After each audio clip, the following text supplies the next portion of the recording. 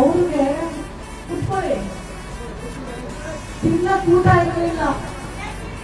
ಶಾಲೆಗೆ ಹೋದ್ರೆ ಕ್ಲಾಸ್ ಒಳಗೆ ಸೇರಿಸ್ತಿರ್ಲಿಲ್ಲ, ಸೇರಿಸ್ಕೊಂಡ್ರು ಆಚೆ ಕಡೆ ಕುಂಡಿಸೋರು.